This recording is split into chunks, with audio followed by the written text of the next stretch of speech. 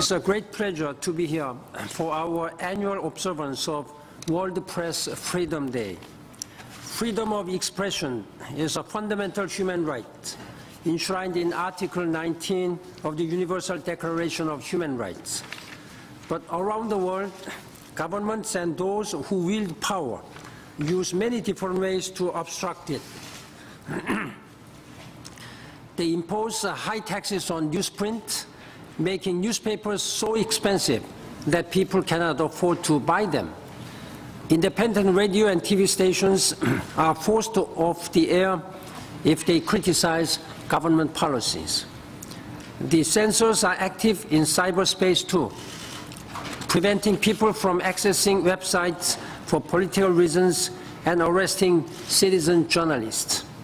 In some parts of the world, journalists are imprisoned for years on dubious or non-existent charges. Elsewhere, they risk intimidation and harassment and even their lives simply for doing their jobs, simply for exercising their right to seek, receive, and impart information and ideas through any media, and regardless of frontiers. Last year, UNESCO condemned the killing of 77 journalists. These were not high-profile war correspondents killed in the heat of battle. Most of them worked for small local publications in peacetime. They were killed for attempting to expose wrongdoing or corruption. I condemn these murders and insist that the perpetrators are brought to justice. All governments have a duty to protect those who work in the media.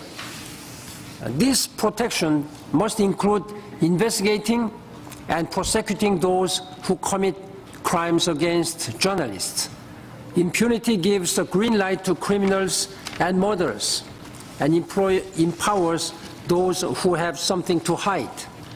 Over the long term, it has a corrosive and corrupting effect on society as a whole.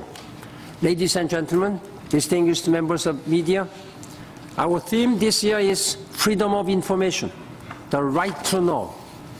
The good news is that there is a global trend towards new laws which recognize the universal right to publicly held information. But these new laws do not always translate into action.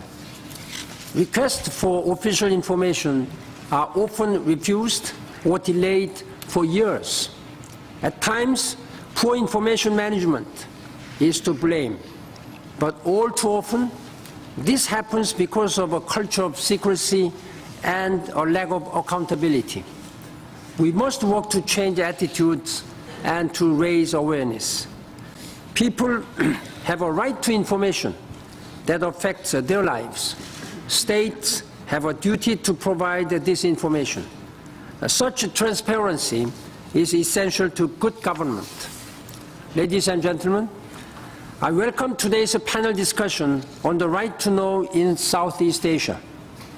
The countries of this dynamic region have a broad spectrum of standards for press freedom and a range of serious problems from impunity to state repression.